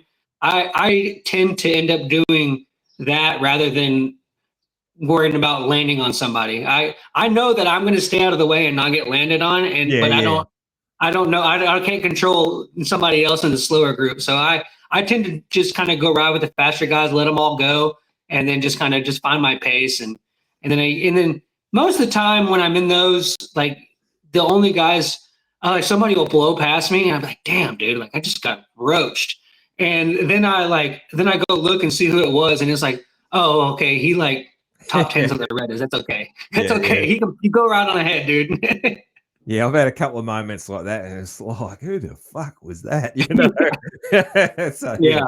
yeah. We went to last year. We went to Steve Mathis's Pulp Ride Day in Oh Lakewood. yeah, yeah, We drove about 16 hours to go do that. yeah, And dude, everybody there was fast. Holy crap! Like that, yeah, like the A group had like Kiefer and Weston Pike and Bradshaw and like just a plethora of guys. And I was like, and you couldn't even like if you pulled off the track you couldn't even get back on because like there was never a break for you to get back onto the track. It was just yeah. rider. But man, that track was cool.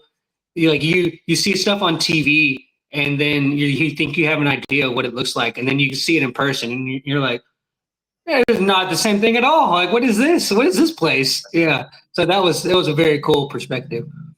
Yeah, man. Now, what I always say is it proves how much I love to ride, man, because I'm 49 and I'm still a C grader. So like I've never been Yeah. fast, man. So it shows that's how much I love it. Because most of the time, if you suck as much as me, you give up by now. So that shows how much I love it, man. So Yeah. but I'm a little bit better when it comes to off road, but still slow. But yeah, a little bit better when it comes to off road, just because I grew up with like this. I never got a chance to ride a proper motocross track till I was 18. So Wow. we just rode crappy tracks out the bush, man. Like we'd jump levee banks and Yeah. stuff like that, and we'd make jumps and that sort of thing. That was all that we got to do there. So it was far, but like trail riding and off road stuff, and then a bit of off road racing and that sort of thing was definitely sort of my stuff as a kid. So a little bit better at that. But yeah, I just It's love great it. training, dude. The I wood can't get stuff is enough. great training for moto. Yeah. It's it gives you a different skill set, man. I think anyone that does a bit of both, like especially the kids that do a little bit of both, I think it does real well for them. Like especially when you get a motocross track that's if you do get a moto or you get different conditions and Yep. that sort of thing. I think it's good for people to have a bit of both, and they're both fun, man. They're both different. Yeah. Different. The biggest thing that I've been working that I struggle with because I'm so ingrained in doing moto stuff is like now that we're riding these wood stuff, I'll be I'm riding the trail and I look ahead and I see that there's a rut and I'm like, all right, that's a good looking rut. Like they get pretty good lines because there's everybody's on the same one. Yeah. And so I'm like, I go into it and like I'm so ingrained to like lean into the rut. And I'm like, I go to do that. I'm like, oh crap, there's a tree there. I can't do that. So it's a whole different style that you have to learn of using your legs and the back brake and moving around. And it's a whole different way of turning. And it's like, and learning how and being forced to do that. When I go to a motocross track, I used to be like, I would be intimidated by big ruts, but now it's like, oh, like it's nothing, like it makes it way easier to hit the moto ruts because of the stuff that I've done on the trails. Yeah, it's cool, man. And it's funny what you're saying about being a shorter guy. Like I'm about I think I'm about 5'10", and but I don't know. I have terrible flexibility of my like legs, and I think I'm sort of long torso, short leg guy because I've always had trouble off road with this getting with legs, man. Like it drives me crazy. And I also happen to have a lot of my riding over the years has been with tall friends, and it pisses me off, man. Like My buddy that I do the trails with, he's like 6 foot, about around like 5'11", 6 foot, and like I'll be following him, and there'll be like an off camber like rock thing that you got to get over, or up a steep hill, and he'll go up and like the back end will like kind of hit a rock and like bounce out. He just kind of puts his foot down and pivots and keeps going, and I'm like, yeah, bro, I can't do that. If I do that, I'm off the side of the hill. On the ground, yeah. The amount of times I've been on the ground doing off-road stuff, literally, and the only reason is because I couldn't reach with my foot. And that's the Yeah. only, and also, and a lot of that was in the days where there was no electric starter either, man. So the amount of Oh, times I've picked up a bike and kick-started it just because I wasn't tall enough to get my leg down. mhm. I'd like $1 for every one of them, put it that way. So yeah. Yeah, yeah. We did one last year where it was like had like a uphill rock garden where it was just like 150 yards of just uphill and rocks. And I was like, all right, like I can do this. I can do this. It's just about boulders like about that big, just everywhere. Yeah. And so I got some momentum, started going up the hill, but then you hit a couple and then like it makes you, it bucks you. And I can't just put my foot down and just paddle through it because I'm short. So then like what happens is that I end up falling on the back of the seat. So then like I'm just like, riding like this, trying to keep going up the hill, and then eventually you just fall over. Yeah. It's good fun, man. Like, yeah, my theory, especially with my skill level, like when you get some gnarly uphills, my theory is always, well, I'm either getting to the top or I'm crashing. Like it's one or the other. Like I'm going to go down swinging. Like it's Boomer bust. Yeah. yeah, that's it. That's the way I'll attack things like that. That's the way. Because like if you go too slow and you tip over, well, you're crashing anyway. So it's you Yep. might as well. You still got to pick it up, and also too. Sometimes when you do them little tip overs, from going too slow, that's usually when you bend and break stuff. Strangely enough, compared Yeah. to when you send it a bit up a hill, So Yeah. yeah, that's a It's funny kind of thing. it's kind of screws with your mind. Like the faster you go, the easier it is, but you gotta commit to it. Yeah. That's right. Yeah, cool, man. Cool. Hey, who? So I got to know who's the fastest guy at the Moto X Pod Show, man. Who's the fastest guy? Have you got dark Uh, covered or? so Steve, I run a pretty loose program. I don't really train that much. I kind of just, I eat whatever I want. They always give me a hard time because I smoke cigarettes. So I don't really take it too serious. I'm 15 years younger than TJ and Darkside. So I think raw speed, I have dark side cover, especially like I haven't been riding much because I've had some bike issues and I had life got in the way a little bit and I haven't had a chance to fix them. But I'm going to be doing that soon, so I'll be back riding again. When I'm in riding shape, I've got him, but Dark's fast enough to where like, and he rides a lot now, and he's in Yeah, pretty good shape. yeah, That I have to do something really special to kind of get away from him. yeah, And he will stay there and he can do like 10 laps at the same speed. So sprint speed, I think I've got him, but yeah. longevity, he's got me right now. In a 20-minute moto, he's going to wear you down. Yeah. Yeah, yeah. I'll probably put like, if we were to do a 20-minute moto, I would probably put a 5-6 second gap on him, but he would catch me at the end right now. Right now, as we are right now. What When I about? was in riding shape, I had him covered pretty good. But when I was in riding shape, he wasn't. So I guess we haven't really had a true test. But he'll be like I just kind of I don't ride at like 100% most of the time. I'm usually chilling at like 85, 90, just cruising and just having fun. And he'll come up behind me. And usually he tends to find me when I'm already like I've already done my heaters laps and I'm kind of just cruising and just taking it easy. And I'll kind of get out of the main line and to let because I don't necessarily know it's him all the time. And I'll go to let him go by and he'll kind of like drift out and like park me a little bit and kind of run me off the track. I'm like, all right, dude, like just go. Yeah. What about TJ? Is TJ in the mix, or you got both? Yeah, he's close. He's close-ish. Like I can ride with him too. We could all three ride together and have fun. We TJ we went and did some trail riding a couple weeks ago, and he's got that. Have you seen his electric bike? Have you seen his videos? I haven't seen the bike. I've heard about it. Okay. Yeah, of He's course on the show, he but- took like an electric moped motor and like re-geared it and put it in like a '03 Honda 450 frame. And like that's his bike now. And like it's a homemade bike basically. And he's so proud of that thing. And it's pretty cool. Like it's got like crazy torque, like 80 foot-pounds of torque or something like that.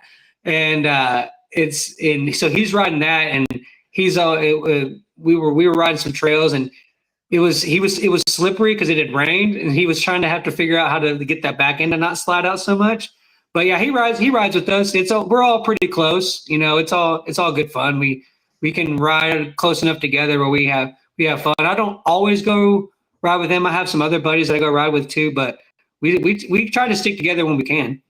You got to have a Moto X show, like challenge or something with the. Yeah, that'd be good content. Yeah, they do. I don't know if I would tune in to watch that, but we'll see. But yeah, for your listeners, Yeah, I'm a listener of the show. We'd find it funny, man. Yeah, that's it.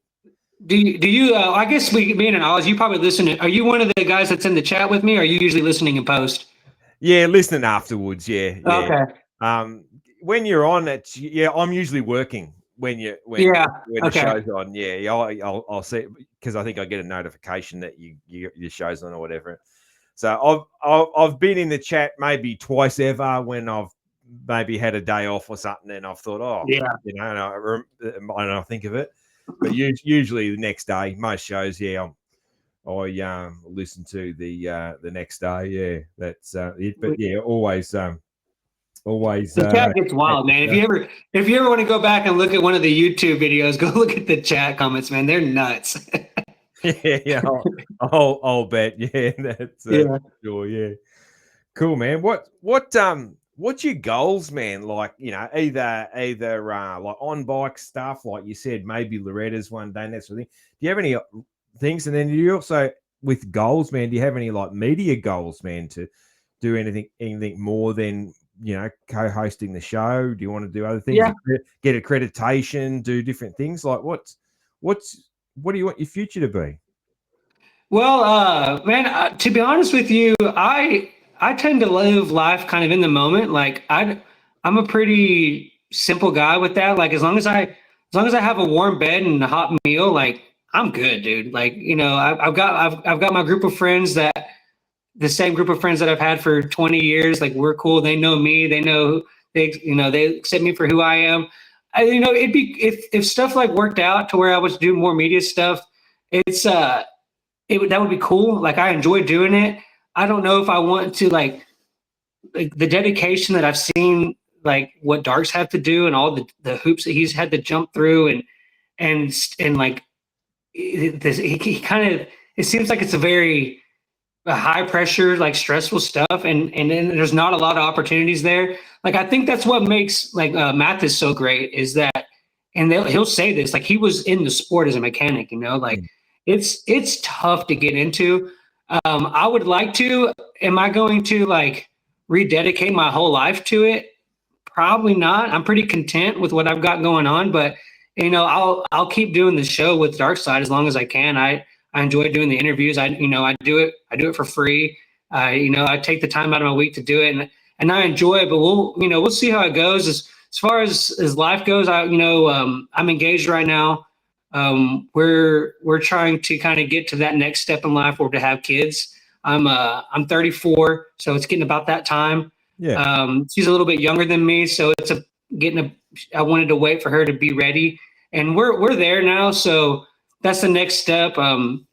Changed my career a little bit recently. I was in sales for a while, and now I'm doing like restaurant management. I'm a GM at a I don't know if you've ever heard of a Dairy Queen, but we have Dairy Queens in the US.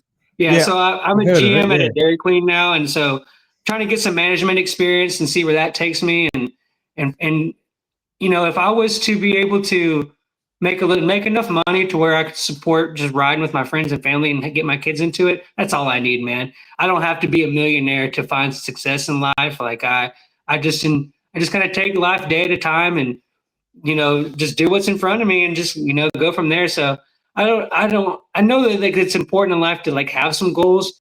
the same time, man, I just kind of chill, dude. And that's just how I am.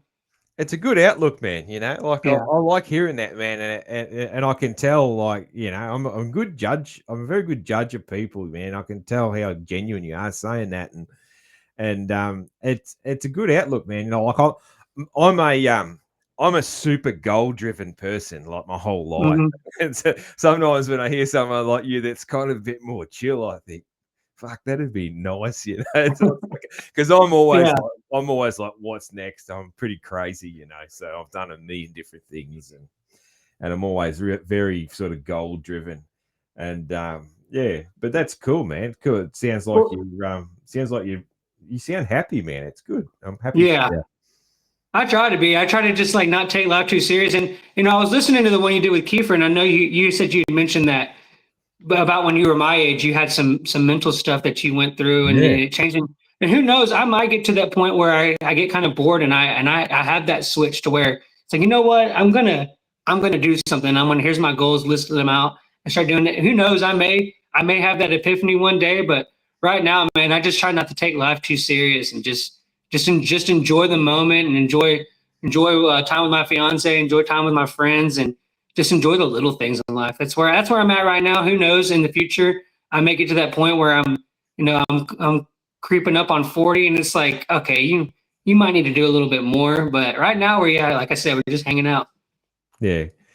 If there's any advice, man, just your health, man. That's if you're gonna have any goals, Yeah, just your health, man. Because yeah, it's definitely worth looking after that. You know, like the very very glad that I changed. You know, and I was way more unhealthy than you are, like at your age.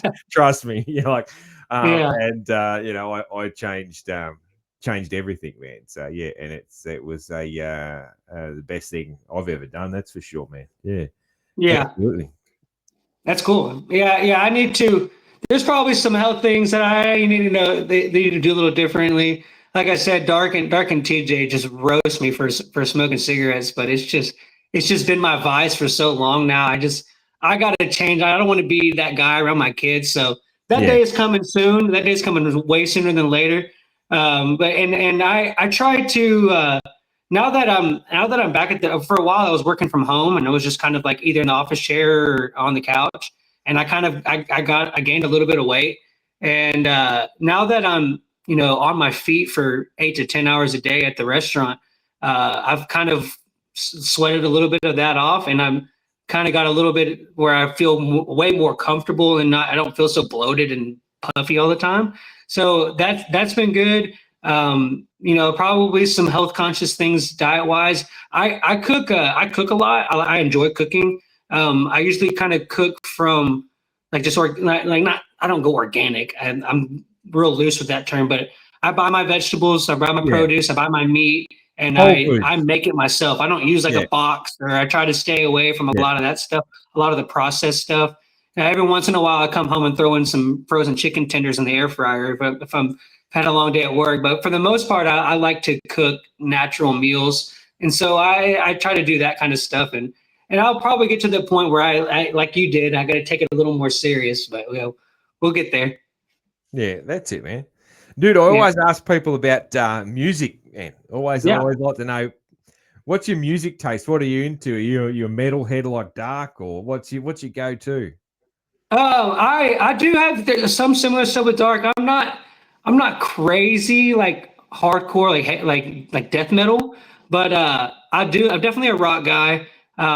Like all time. I mean, it's funny. People are like, "Well, what's your favorite band?" And I'm like, "Well, my favorite band it's the best band of all time is Zeppelin. Like you can't it doesn't get hard. To me, it just doesn't get better than Zeppelin. I've Yeah, listened to every song they have 1,000 times. Obviously like Stairway and stuff gets a little old, but there's some Zeppelin songs that are just I listen to them and I'm like, dude, like I don't know how you do more in music than that. And like so that kind of stuff, Pink Floyd. If I'm usually when I drive about an hour to work, and I'm pretty much a podcast only guy now because like that's kind of where I don't have like the inside scoops like Dark and all them because I don't have these contacts. So I kind of just get secondhand information from all of them.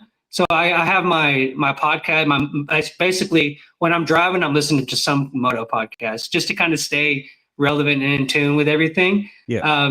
But if I do have music, like if I'm doing chores around the house, I usually have like some kind of like 90s rock, like grunge a lot, and then I like some like alt rock, like Cage the Elephant and stuff like that.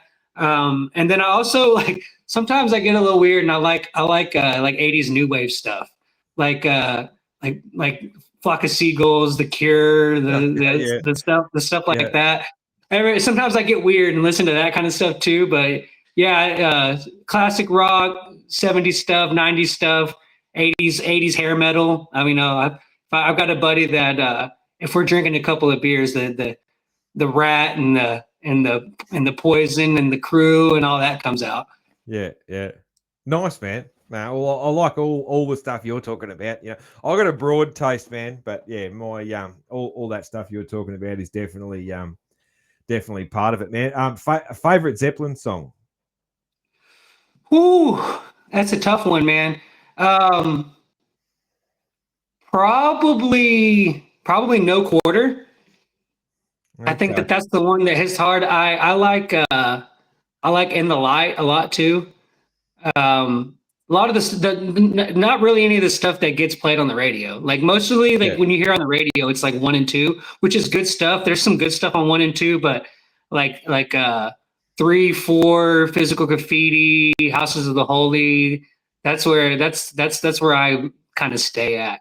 I like Tangerine a lot. And Down by the Seaside, man, it's hard to pick. But if I had to pick one, they were like, I don't remember what year it was, but they were live at Madison Square Garden, and they did a recording of No Quarter, and dude, it's like it is mind blowing. Like I usually rather listen to the studio version than the live version most of the time, but that's one where it's like, yeah, that was better. That was just better. Mm. You get some lives like that sometimes, and it's even better. It's pretty cool, isn't it? When the Levee Breaks, man. That's my Oh yeah, that's a good one. Oh, and I forgot another that's band. my It's favorite. oh yeah, I know. I forgot to mention that one of my bands I like a lot. It's an Aussie band. Is Wolf Mother. Oh yeah. Yeah, Yeah. I saw them at a little like it was like a dive, not a dive bar, but like a dive venue. It was like an old movie theater that they had ripped all the Yeah. seats out of, and they Yeah. played there. And they put on a good show, man. They really It's just three of them, and Mm. they did. And like at one point, the bass player, he plays bass. He's a little bitty guy too. He plays bass and he plays keyboard. And they were playing a song, and he had his bass guitar, and he slung it around his back, and he went to his keyboard, and he was playing the keyboard, and then he had these little pointy boots. The tip of his boots were like this, and he started playing the keyboard with his boots. And I was like, dude, that's crazy, man. Yeah. They put on a good show. It was awesome. Yeah. They sort of they were huge, and then they disappeared. And I think they had a falling out, and yeah, I don't know. I Yeah, can't yeah, remember it's the band story. stuff. Yeah, and Yeah. I think they tried to go around. I think Andrew, what was his name? Andrew something was the lead. He, Yeah, I don't know their names very well. I think he left or something, and I think they tried to go around with another guy, and he was doing their songs with another band, and there was all that Mhm. sort of shit went on. But yeah, it was a bit of a shame. But yeah, they were good, man. They were good. Yeah. But What about Tame Impala? That's another Aussie guy. I like him a lot. it is, man. Yeah, Yeah. I can't. What's their? They had a. What was their big song? Well, it's just it's just one guy, right? Like when he goes on Is it? Is tour. it? Yeah. Yeah, when he goes on tour, he hires a backup band, but when it's recording, he plays everything. It's all him. He does it. Okay. Yeah. I think he uses one of those loop pedals, and then he engineers it all himself. They've got they've got a few that are pretty big. Yeah. Like I'm trying. Yeah. The names are blanking on me right now, Yeah. but there's There was one that was a really big hit a really yeah. big Aussie hit in its day. Yeah. But look, there's been lots of good Aussie bands, man. Like I actually years ago now I sent Dark some because I know he collects vinyl. I sent him some Aussie vinyl Mhm. of some of my favorite Aussie bands. That Yeah. I know.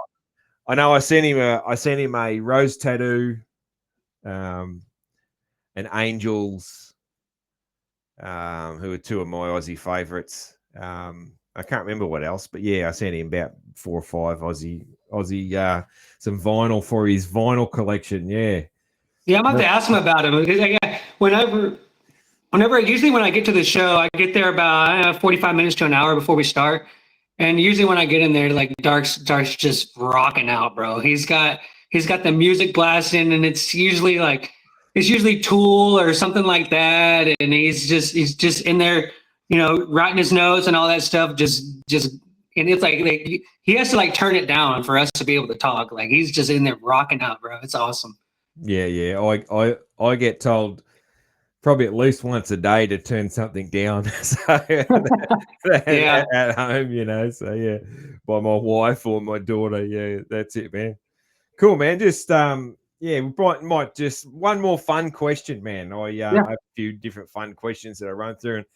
And so, dude, the who was the teenage celebrity crush, man? The poster on the wall, like who was that? Who was that for you? For like, I say, for instance, for me, like mine was like Kelly Bundy from Married with Children. Yeah. That was for me. Like, who was that for you? Well, man, it's hard to. I don't really remember just being one like that. But I do have a story for this though. So when I was in seventh grade, my English class, we had to write you would come into the class, and on the board would be like a topic, and you're like what do they call those? I can't remember what they call them, but basically you had to write a paragraph about whatever the question was or the topic was, and um, like when I was, my early 20s, I was cleaning out some stuff in my mom's house, and I found the old seventh grade journal book, and I was flipping through it, and I saw this one that I had done where it was. So I guess the question was, if you were stranded on a desert island, who would you be with? And I wrote that, like in school, I wrote Carmen Electra and Pamela Anderson was who I wanted to be stuck on an island with. So I guess that was my taste back then. That was kind of in that era where that was kind of it. Yeah. That But makes perfect that would sense probably be for one of your them. age. Yeah, Yeah. yeah. I No, remember like when I was a kid though, like when I was little, it was always Topanga off of Boy Meets World. okay, yeah, I don't know that. I don't. I've Yeah. heard of that show, It's a but US it's kind of a Disney US thing. yeah, yeah, I've heard of it, but yeah, I don't think it's one that we got over here, or it's certainly not in my day. Where I grew up with 2 TV channels, so Yeah. there's a Wow. lot of things we didn't get. So yeah, Kelly Bundy's a good one though, man. I yeah, love Married with Children. That show is awesome. it still stacks up today, man. Like I Yeah. reckon it's great. Yeah. It was man. It was groundbreaking different when it came out, like because Yeah. as far as the comedy, the dark comedy that it brought, like, was different, Hmm. because like back in those days, all the like, yeah, like you think US sitcom comedies that we would get was like, Cosby Show, Family Ties, all these sort of things like that, what was the one, Steve Urkel, Oh yeah. Family you Matters. get all Yeah. those sort of things, and it was all sort of kind of, sort of friendly humor. And then Yeah. Married with Children came out, and it was like this dark humor, and Yeah. Aussies fucking loved it, man. So yeah, it was big Yeah. here. Yeah, Al Bundy is ruthless, bro. It yeah, is. He yeah, was so hardcore. yeah, yeah. And it matched a few Australian shows we had that had that Hmm. similar sort of humor in that. So yeah, it went really well here. That's for sure, man. That's for sure. Cool, man. Dude, there's 2 things I do to close out the show, man. The first one is I always ask the US guests to give me your best Aussie accent. Uh, so what's funny is I've always heard that if you say if you try to say no ice, then you sound like you're saying nice in Aussie. So no ice. that works. Yeah. Yeah. I haven't come across that one. But good job, Yeah, man. yeah. So someone say, yeah, say if you say no ice really fast, you sound like Yeah. there's no ice. No ice. Nice. Yeah. Yeah. No, Yeah. good job, man. That Uh, works. Absolutely. I do like. I was actually gonna, if it's cool, I was gonna ask you, Yeah, man. what like. So I like some of the things that like the differences that y'all say, like mate and bloke and all that kind of stuff. What's some of like the Texas things or U.S. things like that we say that you like?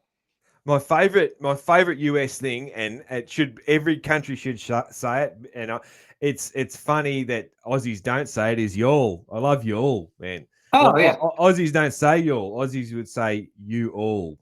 We'd say it as yeah. two No, different words, that's way which too is much time, Steve. It too takes much. way too long to It's do too that. much time. And the funny thing is, Aussies are renowned for shortening words. So Yeah. it's funny that one didn't take off. But yeah, I Well, up north, that's uh, definitely like a more southern thing in the U.S. yeah. Like up north, like Yankee states, like they say you guys, Okay, yeah. like oh you guys, yeah you guys, yeah. But no, not no. Everything is y'all down Yeah, here. yeah, yeah. You'll, yeah. I reckon that's great. Like I don't say it to Aussies because you sort of shift. But anytime I'm talking to an American, I'm saying y'all's. I Yeah. reckon it's perfect, man. It's. I'm just trying to think of what other ones, man. That's definitely the first one that comes to mind. But yeah, I can't think of other ones. But like I'm I can do because I talk to a lot of Americans, and I even more so type to a lot of Americans. A lot of Mhm. my American friendships is based on messages with the time Oh difference yeah, and the cost and how much phone calls cost and all that sort of thing. So there's a lot of it's a lot of yeah. messaging. I I'm good at speaking American when I'm doing that. It's almost automatic now. Like Hmm. if I'm sending a message if I'm sending a message about moto, for instance, to an American friend, I'm saying gas instead of fuel. I'm saying Yeah, I'm saying fenders instead of guards. What else is there? There's a heap of different ones. Um, that's a good one. I'm saying visor instead of peak. Oh, There's you'll all call these. them peaks? Yeah, yeah. Yeah, I wouldn't know what you were talking about. If you said, "Hey, I got a new peak," I'd be like, "You Your peaked on helmet, what, bro?" your helmet has a peak. Yeah, Your bike has guards, not fenders. And yeah, and we put fuel in our bike. It's a fuel can, not a gas can. So that's some yeah, pretty common ones that I'll just automatically change without even thinking about it nowadays. Yeah, yeah. That's funny. yeah, yeah. I remember When when you I when you when you listen to our show, listen to me Dark Side, do we sound like Texan, like redneck? Do we like sound country to you, or do we just sound like Americans? oh nah, I can definitely tell the Texans. Yeah, yeah. Okay. Like it's I think Aussies are pretty good at recognizing a lot of things about America because we grow up with you on TV and movies Yeah. like so much, so we're used to that, and then and you get to know that not everything exactly, but that you know Texans talk differently to Californians, and that like New York and Boston and all that, they talk a bit different again, and that sort of thing. Hmm. Yeah, you got the southern accents. You get your head around that a little bit for sure, man. Yeah, Hmm. yeah. So I can and it's strange, like because Australia that doesn't change much, man. It's the But same across. almost. There's a couple of little differences, but not much, man. Like not much at all. Like there's Yeah. people from Adelaide have a bit of a different thing where they're just got they're tiny bit posh in the way they Uh-huh. speak.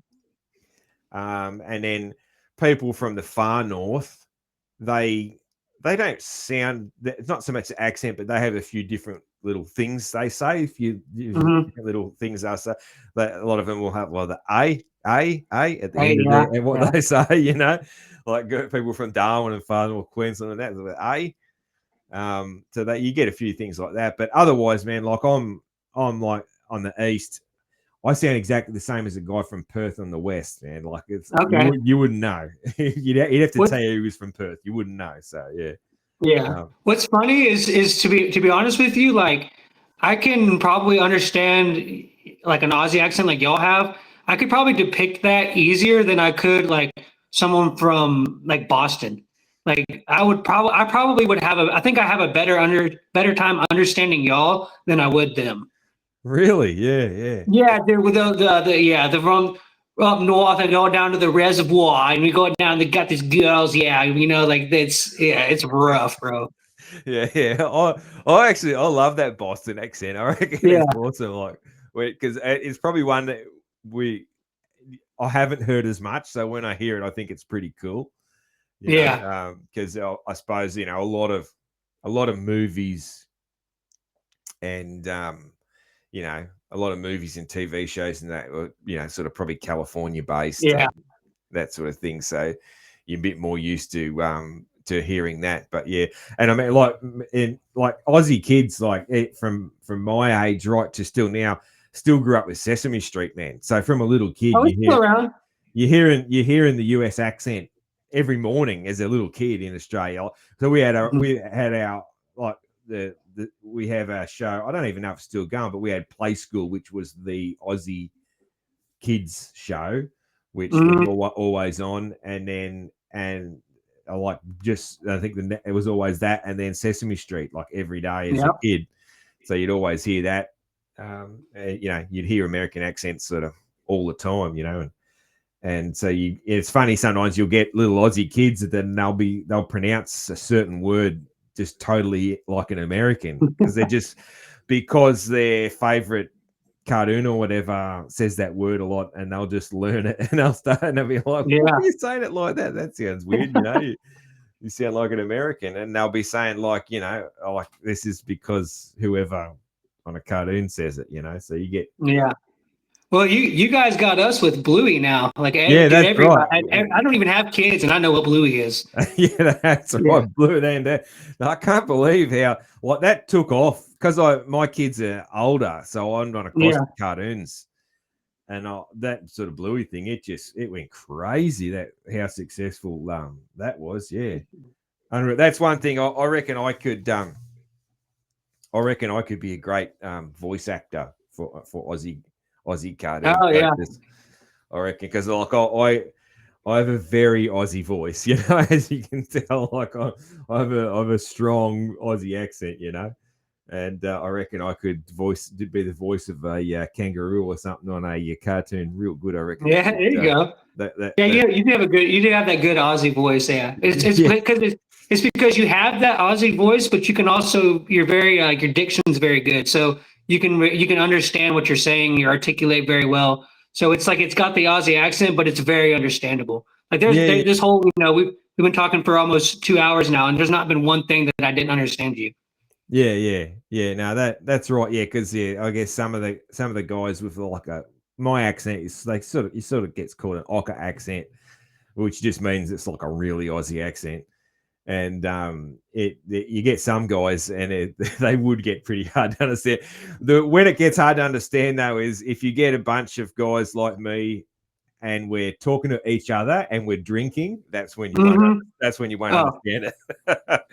Same here. Like you said that we do sound Texan, but like compared to like some people I've either encounter or like some of my friends, like I'm pretty like normal compared to some. Like I've got some buddies that you'd be like, holy crap, what did he just say? Yeah, and the beers bring it out for sure. Yeah. You slide, when I'm drinking, especially around mates, and that you just slide further and further into that. Yeah. And also you get Aussies as Aussies when Aussies drink, they'll talk faster and faster as well. Yeah. It's like Yeah. It's a good time. Yeah, if you were to hear one of our conversations like late at night, you wouldn't. Yeah, you'd be like, what? I don't know what they're talking about. Yeah. That's probably. I think that's probably a common thing with all nationalities, and that when blokes get drinking, they get harder to understand. I guess. That's it, man. Cool. And then the last thing I do, man, to wrap up the show, Dark might have warned you. I don't know, but there's a backstory. I won't bore you with that, but I sing a bit of Kenny Rogers for the outro to the show, man. And it's Kenny Rogers, the Gambler. It's just a little bit of it. And I always say, if you know the words to the Gambler, you're more than welcome to join in, man. So yeah, well, it's perfect timing because I'm going to gamble this weekend. So yeah, lay it on me, dude. that's it, man. So I handed him my bottle, and he drank down my last swallow. Then he bummed a cigarette and asked me for a light. And the night got deathly quiet, and his face lost all expression. Said, if you're going to play the game, boy, you got to learn to play it right. You got to know when to hold 'em, know when to fold 'em, know when to walk away, know when to run. You never count your money.